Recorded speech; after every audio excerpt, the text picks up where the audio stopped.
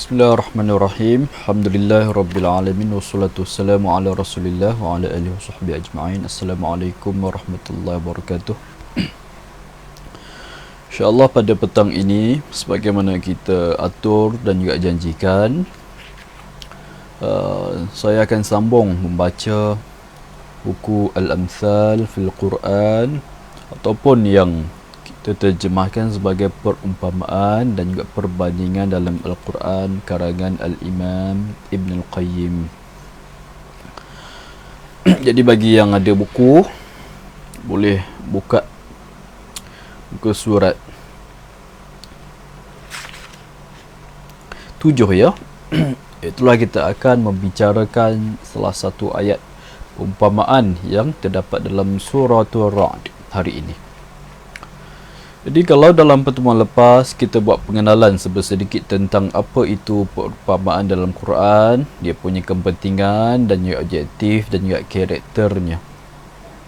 Tersebut seberingkas saja. Bagi yang ada buku ini, boleh baca lanjut. Saya buat pengenalan di hadapan buku tersebut tentang kepentingan, objektif, amsal dan juga pengenalan di ta'rif dan sebagainya. Baik, dalam surah Al-Ra'd Allah Subhanahu wa taala berfirman, anzala minas samaa'i ma'an fasalat awdiyatun biqadariha fahtamala as-saydu zabadan rabiya wa mimma yuqiduna 'alayhi fin nari batigha'a hilyatin aw mata'an zabadun mithluhu kadzalika yadribu Allahu al-haqqa wal batil fa amma az-zabadu fayadhhabu jufaa'a وَأَمَّا مَا يَنْفَعُ النَّاسَ فَيَمْكُثُ فِي الْأَرْضِ كَذَلِكَ يَضْرِبُ اللَّهُ الْأَمْثَالَ. Jadi dalam ayat suratul Ra'd ayat yang ke-17 ini, Allah SWT menjelaskan bahawasanya dia menurunkan air hujan dari langit, lalu air hujan tersebut membanjiri tanah-tanah lembah, audiyatun yani wadi, tanah lembah dengan airnya menurut kadarnya yang ditetapkan Tuhan untuk faedah makhluknya. Okey, berdasarkan keluasan kaedah, berdasarkan kadar lembah itu, air itu ditakung ataupun dia dapat tahan air. Besar-besarlah, kecil-kecil lah. Fahtamalas sailu zabada rabia. Kemudian banjir itu membawa buah yang terapung-apung. Bila dah turun air banyak, jadi begitu. Dan dari benda-benda yang dibakar di dalam api untuk dijadikan barang perhiasan atau perkakas yang diperlukan, juga timbul buah seperti itu. Demikianlah Allah memberi misal perbandingan tentang perkara yang benar dan juga yang salah. Adapun buah itu, maka akan hilang lenyaplah ia, hanyut terbuang. Manakala benda-benda yang bermanfaat kepada manusia, maka ia tetap tinggal di bumi. Demikianlah Allah menerangkan misal-misal perbandingan. Ini daripada ayat surah Al-Ra'd. Kalau ikut Al-Imam Ibn Qayyim, beliau menyebut ini merupakan perumpamaan yang masih berkait dengan api dan juga air. Tetapi ini tentang golongan yang beriman. Dalam pertemuan lepas kita baca perumpamaan yang berkait dengan api dan juga air juga, tetapi tentang golongan munafik. Okey, jadi kali ini masih lagi bersifat nari, api, dan juga ma'i, air. Jadi ketika mensyarahkan ayat ini, beliau menyebut bahawasanya dalam ayat ini Allah mengumpamakan wahyu yang diturunkannya bagi kehidupan hati, telinga dan mata dengan air yang dia turunkan bagi kehidupan bumi menerusi tanaman. Kalau kita baca kitab-kitab tafsir, ini yang disebutlah oleh mereka. Antaranya Ibn Kathir sebagai contoh, beliau sebut perkataan air yang disebut di depan tu, anzala minas sama'i ma'a, tu ia merupakan perumpamaan bagi wahyu. Okey, dalam Quran Allah Ta'ala turunkan wahyu, Allah Ta'ala guna perkataan anzala. Allah Ta'ala turunkan air hujan, Allah Ta'ala juga gunakan perkataan anzala. Okey, air yang diturunkan, Allah Ta'ala turunkan. Air untuk kehidupan manusia, air untuk haiwan, air untuk makhluk. Air cukup penting untuk semua makhluk. untuk tumbuhan, untuk pokok-pokok, untuk ikan, untuk haiwan-haiwan lain, semua memerlukan air, dan juga manusia. Jadi air untuk kehidupan manusia, wahyu pula untuk kehidupan rohani manusia. Okey, air untuk kehidupan, kita panggil kehidupan fizikal. Sementara itu wahyu pula diturunkan oleh Allah SWT untuk kehidupan hati. Okey, untuk kehidupan telinga dan juga mata kita, untuk kehidupan dalaman kita. Jadi ayat tersebut mengumpamakan hati itu pula dengan tanah-tanah lembah, kita sebut audiyatun tadi. Okey, tanah-tanah lembah. Hati yang besar akan memuatkan ilmu yang banyak, seperti mana tanah lembah yang besar memuatkan air yang banyak. Okey, kalau hati dia kecil, dalam erti kata dia ruang untuk dimanfaatkan wahyu tu sikit, dia akan dapat sikit je lah. Tapi ruang besar, hasil daripada dia taubat dan juga menuntut ilmu dan juga sebagainya, membuang syubhat dalam dirinya dan juga sebagainya, maka hati dia luas. Bila luas, manfaat dia daripada ilmu yang dapat dalam wahyu banyak. So hati yang besar akan memuatkan ilmu yang banyak, seperti mana tanah lembah tadi, wadi tadi, yang akan memuatkan air banyak. Kalau hati kecil pula akan muat sekadarnya sahaja, sebagaimana tanah lembah yang kecil ini. Macam Allah SWT sebut dalam ayat tersebut, Allah Ta'ala turunkan air. Air itu sampai ke bawah ada lembah-lembah, ada wadi, ada lembah yang besar, ada lembah kecil. Lembah yang besar dapatlah banyak, lembah kecil dapat sikit. Air tersebut, manfaat air tersebut. Jadi tanah-tanah lembah itu ibaratnya ialah hati manusia. Air itu pula ibaratnya wahyu. Okey, sebagaimana tanah-tanah lembah itu memuatkan hati menurut kadar keluasannya, begitu juga hati memuatkan petunjuk dan juga ilmu menurut kadar keluasannya.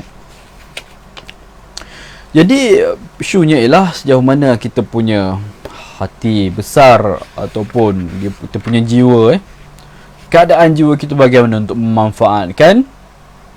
memanfaatkan wahyu yang diturunkan oleh Allah Subhanahu Wa Taala. Kalau besar, kalau luas, kalau kita jaga dengan baik, maka akan dapat manfaatkan baik, dapat kutip hikmah, dapat laksanakan perintah, dapat hayati firman Tuhan dan juga sebagainya yang terdapat dalam wahyu. Baik, seterusnya beliau menyatakan sebagaimana keadaan banjir yang apabila bercampur dengan bumi dan juga mengalir di atasnya, banjir itu akan mengeluarkan sampah dan juga buih. Demikian juga dengan petunjuk dan juga ilmu, yang apabila bercampur dengan hati, ia akan mengeluarkan syahwat, keinginan nafsu dan juga syubhah, untuk dicabut dan juga dibuang. Maksudnya buang syahwat dan juga syubhat. Bila masuk, makin bertambah ilmu kita, makin bertambah petunjuk kita. Sebab tu bila hati kita luas dengan ilmu, dan kita mempersiapkan hati untuk kita menerima ilmu, menerima wahyu, menerima petunjuk oleh Allah Subhanahu Wa Taala, perintah dan juga larangan, ayat-ayat yang menerangkan tentang itu, menerangkan kita. Kalau kita makin bertambah dalam perkara tersebut, cahayanya makin bertambah, maka kita akan dapat membuang nafsu, keinginan syahwat yang terdapat dalam diri kita, berlebih-lebihan dalam makan minum, berlebih-lebihan dalam perkara itu, perkara ini. Itu baru perkara syubhah, katakan. Apatah lagi perkara yang mungkin keinginan dalam perkara yang haram, na'udzubillah, kan. Jadi itu peranan petunjuk dan juga ilmu apabila masuk bercampur dengan hati yang bersedia untuk menerimanya, hati yang luas contohnya. Jadi syahwat dan juga syubhat, keraguan, contohnya dia ragu tentang konsep Tuhan, makin bertambah ilmu dia boleh menjawab keraguan tersebut.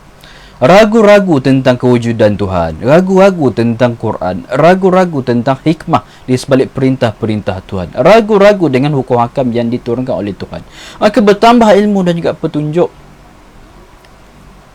makin bertambahlah dia punya jawapan terhadap perkara tersebut, maka syubhat itu pula akan terasing ataupun akan terbuang secara sendirinya menerusi ilmu dan juga petunjuk tersebut.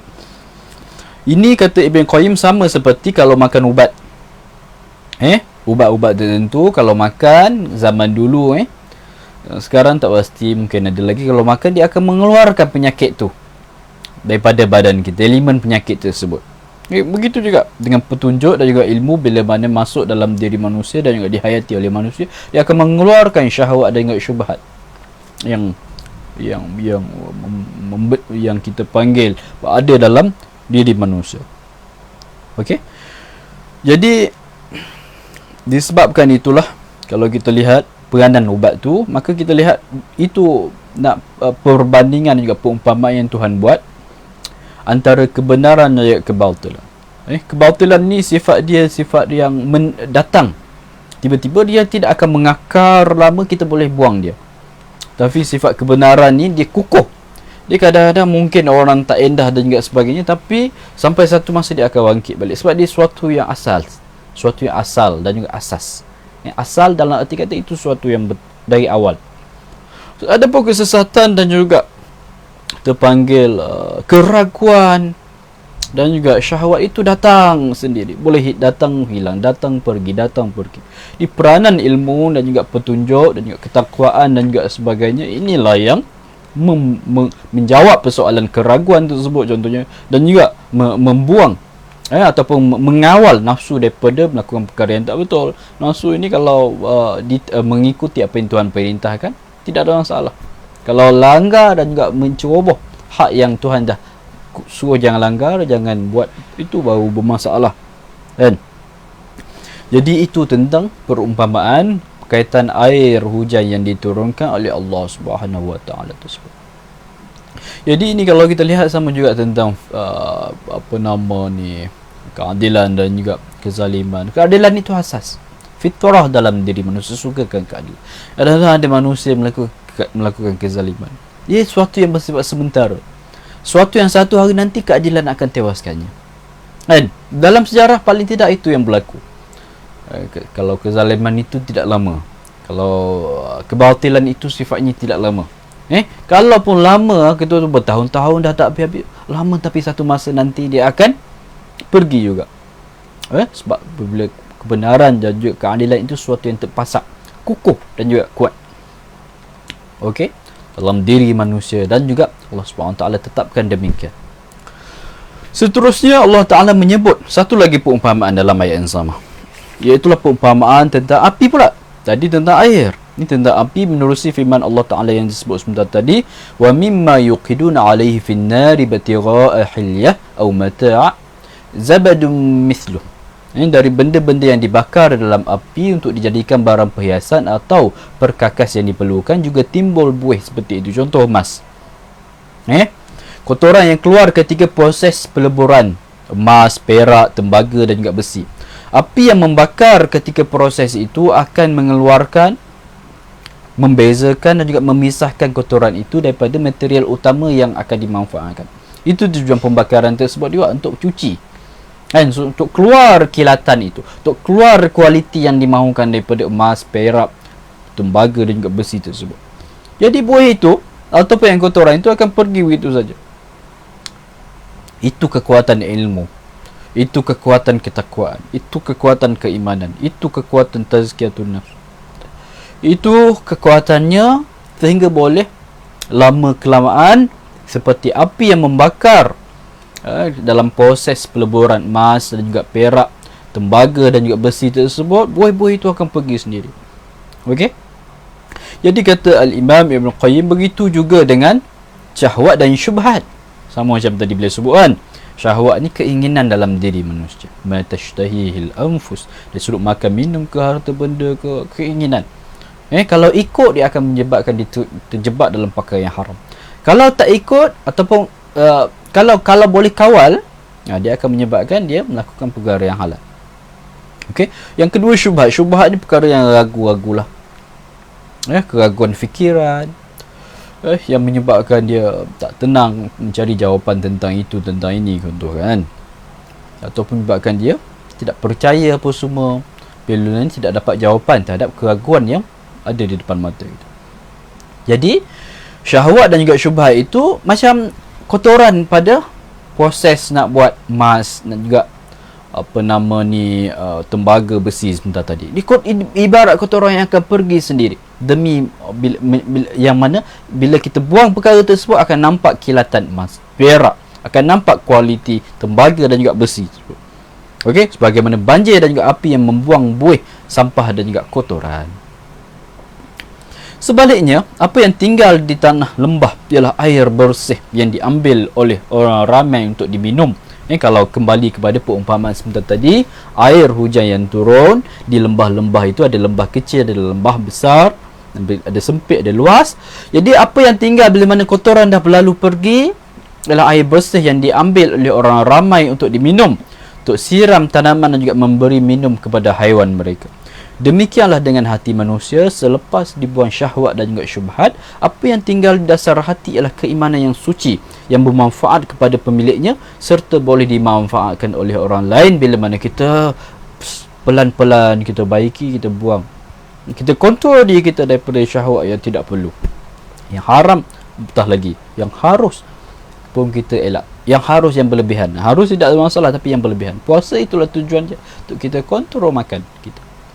Okey, kontrol yang benda yang harus, bukan yang haram. Yang haram memang setiap masa kena tinggal, tapi puasa ini nak kontrol perkara yang harus, kan? Kontrol makan minum. Sebab tu Imam Ghazali bagi tips macam mana nak kontrol makan minum. Dia kata kontrol makan, dalam buku Ihya Ulumuddin, kontrol makan minum dilakukan dengan kita kata mengandaikan kita makan dan juga minum malam-malam itu macam kita malam-malam lain yang kita tak puasa. So malam-malam lain kita dah makan tengah hari, so kita tak rasa nak makan lebih, kan?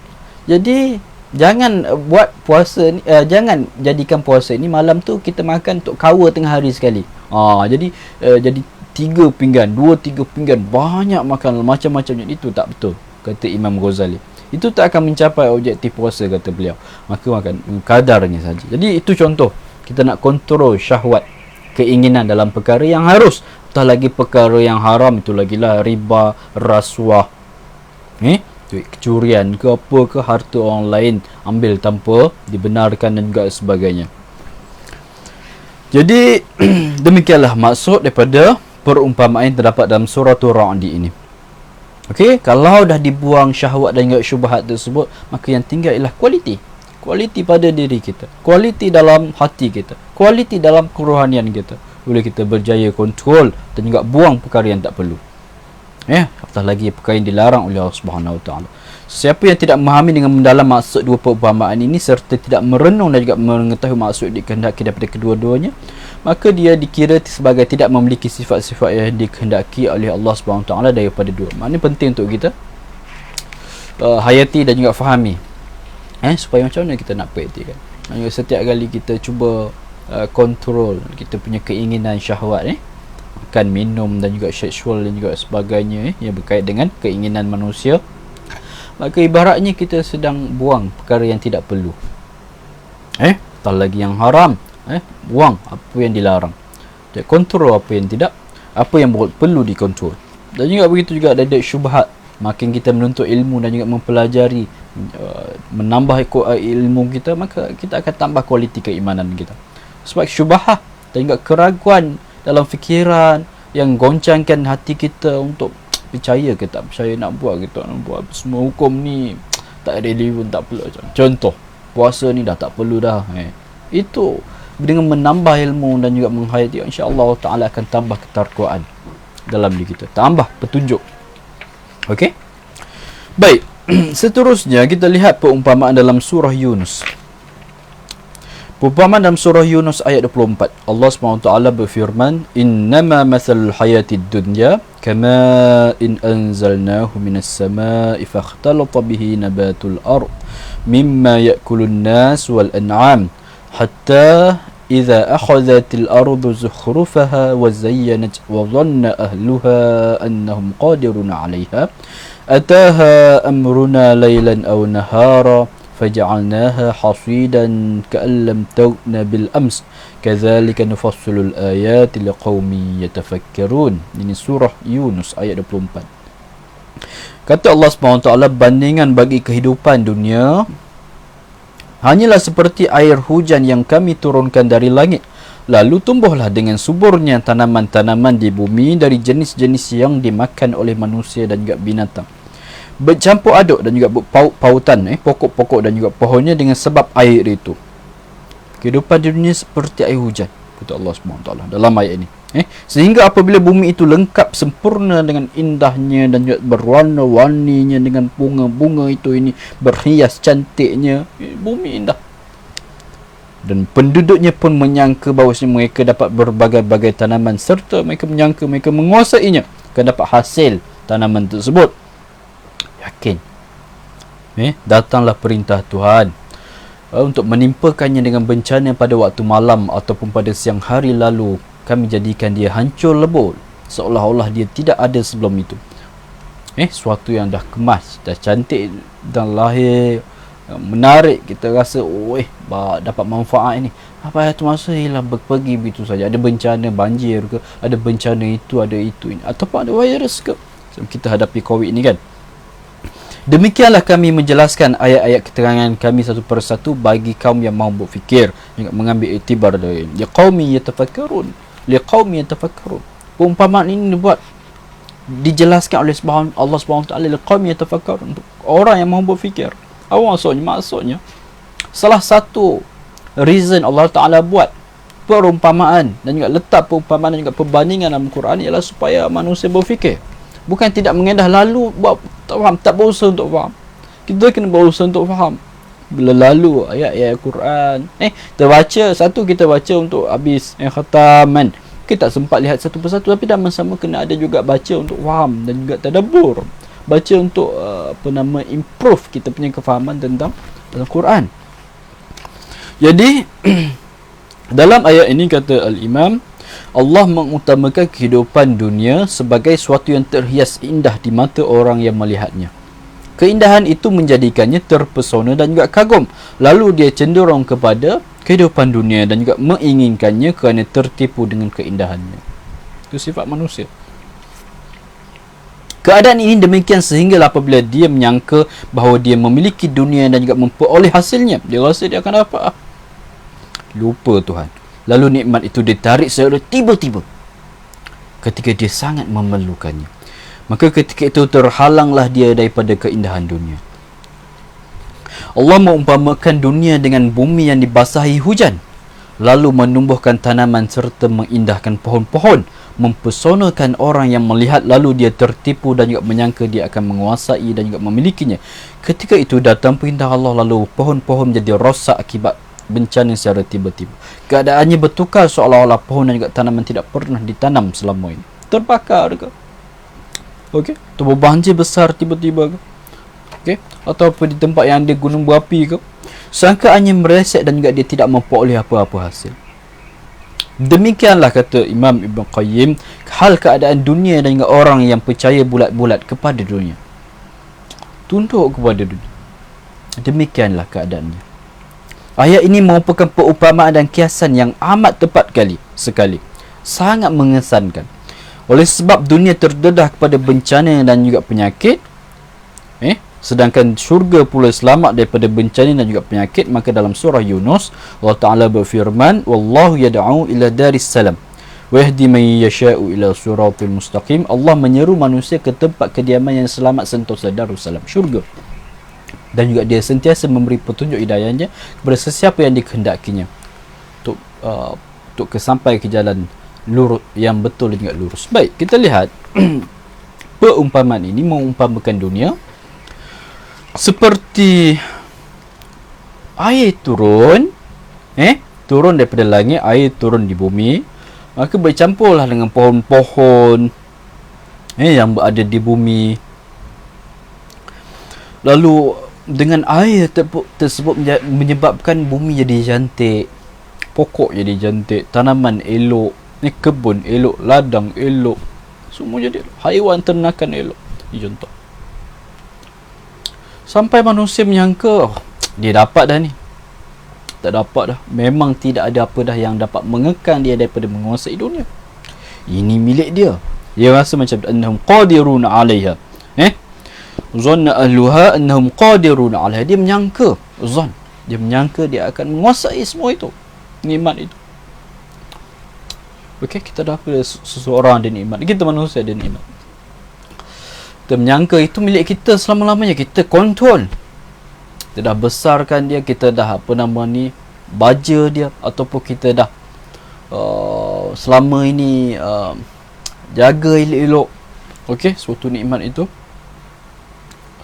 lalu tiba-tiba berlakulah apa yang berlaku. Mungkin bisnes dah lama kukuh, dah rasa senang lenang, insya-Allah berapa tahun ni akan dapat customer banyak, kita tak perlu keluarkan sangat tenaga lebih sangat, kita dah ada teknologi apa semua. Tiba-tiba datang Covid, tiba-tiba datang banjir besar, merosakkan bisnes dia, tiba-tiba merosakkan nikmat yang dia ada. Tapi dia lupa, dia ingat, dia rasa dia boleh kontrol. Kata Ibn Qayyim ni perumpamaan yang cukup tepat, kiasan yang cukup mendalam sekali, cukup memberi kesan. Bila kita hitung, bila kita kenang balik nikmat yang Allah SWT kurniakan kepada manusia, kepada kita, ada satu masa kita akan ingat memang berlaku apa yang Allah Ta'ala sebut begitu. Datang secara tiba-tiba, tak bagi tahu sebab tiba-tiba ada sahabat-sahabat kita di Aceh sebelum ini kena tsunami, tiba-tiba tak sangka habis, rosak semuanya. Kalau kita nak faham perumpamaan itu macam tu, ini tentang kekuasaan Allah Subhanahu Wa Taala, dan juga kepentingan untuk kita sentiasa ingat Allah Subhanahu Wa Taala. Dan juga ketika senang lenang, dan juga ketika mendapat nikmat, penting untuk membelanjakannya, menggunakannya pada jalan yang Allah Ta'ala izinkan dan juga galakkan. Allah Ta'ala izinkan dan juga galakkan. Allah Ta'ala izinkan untuk kita guna untuk diri kita, dan juga galakkan, juga perintahkan zakat dan juga sedekah dan juga sebagainya. Jadi itulah yang mahu disampaikan oleh ayat ini. Maka dunia ini bukan suatu yang perlu dikejar melampau. Kita memang perlu usaha keras, berusaha keras di dunia, dan juga kita berusaha keras berdasarkan panduan agama, untuk memajukan diri kita, memajukan masyarakat kita, memajukan negara kita, memajukan dunia, memakmurkan dunia dengan cara yang terbaik. Teknologi yang hijau, kita katakan teknologi yang mesra alam, makmurkan manusia ramai. Kita tak nak makmurkan 1% saja, kaya raya 1%, yang di top saja, yang di atas kan, yang bawah semua susah. Contohnya yang benda berlaku di dunia ini, kita nak yang adil, agih dengan adil kekayaan tersebut sebagai contoh. Bantu yang memerlukan, bukannya bagi bantuan kepada yang sudah senang, contoh. Jadi dunia itu begitu. Dunia itu kalau kita kejar berpada-pada ikut apa yang Tuhan perintah, bukan sampai menzalimi orang dan juga sebagainya, bukan sampai lupa segala-galanya, lupa Tuhan sampai. Sebab dunia itu sifatnya akan pergi, akan berlalu. Sampai satu masa nikmat yang Allah Ta'ala berikan, kurniakan kepada manusia akan berlalu. Tersedar itu kata, paling tidak saya seorang, paling tidak dalam kalangan kita semuanya pernah alami peristiwa tertentu yang menguji kita kan, dalam isu berkaitan nikmat dunia ini. Lalu sambungannya penghabisan. Lalu sebab itu dunia ini dunia tempat diuji, tempat yang tidak sempurna, tempat yang banyak rintangan dan juga halangan. Maka Allah Ta'ala kata, wallahu yad'u ila darissalam, Allah menyeru manusia untuk pergi ke syurga. Darissalam, dunia yang aman, sentosa daripada penyakit dan juga bencana dan juga sebagainya. Kerana ia selamat daripada bencana dan juga penyakit yang disebut di dunia. Dalam dunia banyak ancaman dan juga sebagainya. Oleh itu Allah Ta'ala menyeru kepada semua untuk masuki ke syurga itu, serta mengkhususkan hidayah kepada sesiapa yang dikehendaki dalam kalangan hamba-Nya yang berusaha mencari jalan kebenaran. Baik, jadi demikianlah, lalu Allah Ta'ala beri ganjaran kepada sesiapa yang berusaha keras kan. Tu ayat tadi, Allah yad'u ila darissalam tu datang selepas ayat perumpamaan tadi. Okey, Allah Ta'ala suruh pada Darussalam, syurga, ataupun hidup dengan sentosa di bumi, hidup dengan aman sentosa di bumi, melakukan kebaikan dan juga sebagainya, dan bukannya melupakan ataupun tertipu dengan dunia sehingga menzalimi manusia dan sebagainya. Ini peranan agama, peranan perumpamaan begitu juga, menjelaskan apa kehidupan bagaimana. Kalau kita nak hidup bagaimana, moralnya bagaimana, etikanya bagaimana. Itu peranan agama. Dari sudut bahasa manusia pandai berjual beli, tapi agama datang ajar jual beli cara bagaimana. Okey, manusia pandai urus harta, okey, berfikir dengan otak mereka sendiri, dengan pengalaman mereka. Tetapi agama datang, ada benda yang perlu tak boleh dibuat, ada yang boleh buat. Ada benda yang disebut zalim mesti dihalang dan juga dicegah dan juga ditinggalkan. Contoh, itu peranan agama. Jadi peranan agama begitu. Tidak larang dunia, tapi dikata awas, berhati-hati, ada perkara, ada peraturan yang masih diikuti. Okey, jadi demikian kita baca dua perumpamaan hari ini. Terima kasih atas ikuti. Kita jumpa lagi insya-Allah minggu hadapan pula, hari Isnin. Esok slot sahabat saya. Kita gila-gila setiap hari kecuali di weekend. Jadi minggu hadapan kita sambung insya-Allah. Assalamualaikum warahmatullahi wabarakatuh.